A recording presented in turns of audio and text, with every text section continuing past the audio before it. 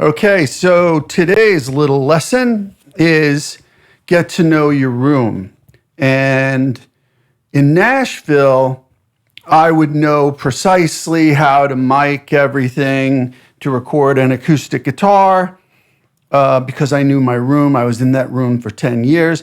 Now, I prefer this room, honestly. This room is definitely cooler. It's a little bit longer that way. It's better shape. It's got some off angles, which is good usually for sound.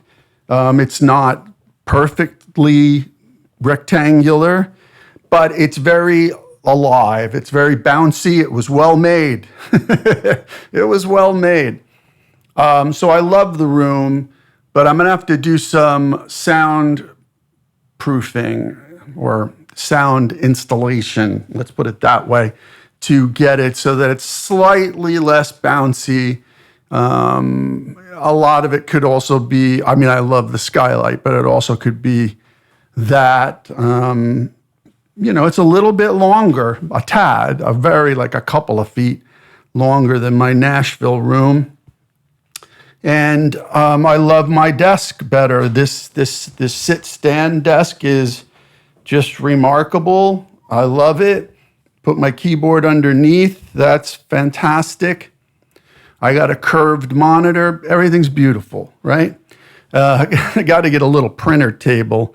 We're working on that. And, having storage is great. That storage is back there, but it's bouncy. It's a little bouncy. So what do you do? Well, you learn your room. You learn your room and you figure that out and you do some treatment, or you find the best spot in your room so that things aren't so bouncy. Now, when I do vocals, it's pretty simple. I will set the vocal mic here, and I've got my preferred mic and preamp, and everything's groovy. My pop filter, in fact, it's right over there. And by singing right here, I'm not getting as bouncy. I noticed when I was singing here, I was getting like tons of ricochet off the walls. However, okay, so let's just say that one of the cool things is that there are some really interesting plugins for vocals. One is called Dynassist, which dynamically assists what you're going to do, right? So you do your vocal, you edit it, you clean it up, you get rid of it, all the little noises and everything.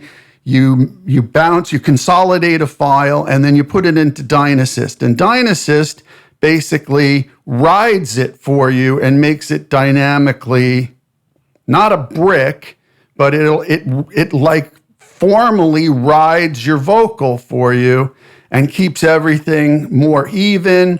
It gets rid of sibilance, it can gate, it can do a whole bunch of things. Then after I use Dynassist, I put it into Sonable Pure Vocal. I think that's what it's called, or Prime Vocal, whatever they call it, because that gets rid of the room. And it also gets rid of noise on the vocal track, et cetera, et cetera. Now, I know there's RX11, and I could do that for my acoustic, and I will after the acoustic is done, which it is done now, and I'll get to that in a sec. I can run it through RX11, clean it up, get rid of some room noise. However, I find that right here, there was less room noise, especially when I've mic'd it the way it is. Now, this is the fourth time I've recorded the acoustic. The first time, the Larrivee was maybe a little too bright and a little too punchy for what I wanted. It didn't have enough thunk. So I switched over to my Martin Sinkerwood Custom Shop OM. That had the right thunk. Okay, so that's good. So we're getting somewhere. But I mic'd that with my KM84 lookalike. It's got the innards of the KM84. I talked about it in an earlier video. That didn't really work. It was okay. It was okay. It gave me good results. I had to mic it differently than the Larrivee. I had to mic it on the upper bout of the guitar. but it still wasn't good. So I did a few options. Nothing was working. Finally, I came up with this. So I'm going to sit here like I was playing guitar, and this is what I'd be seeing. So I'm playing guitar. I'm right here with the guitar. This mic, this Shure 57 dynamic, is a couple 6 inches from the lower bout and the bridge aimed at the strings, the lower 3 strings, just below the bridge, but kind of pointed at the pick guard just below the bridge. This ribbon mic is pointed at the upper lower bout and pointed at the bottom 3 strings. And between these two, that was the magic, especially since there's probably nothing else going on in this song except some textural sound effects things and upright bass. Now I got the combination, and guess what? I did a few takes for reference just to hear how it sounded and whether it was working. And then I took a break. I had to go get my bike fixed because I'm going to be using my bike around London, even though I get free bus because I'm over. When you're over 60, you get a freedom pass. You get a free bus after 9 a.m. and every other off-peak, basically. But after 9 a.m., you get a free bus. So, but I want to ride my bike because I'm going to the gym. I'm getting old. I got to work out. So I took my bike in, came back, did one take. It was spot on with this mic setup. So now, finally, it's done.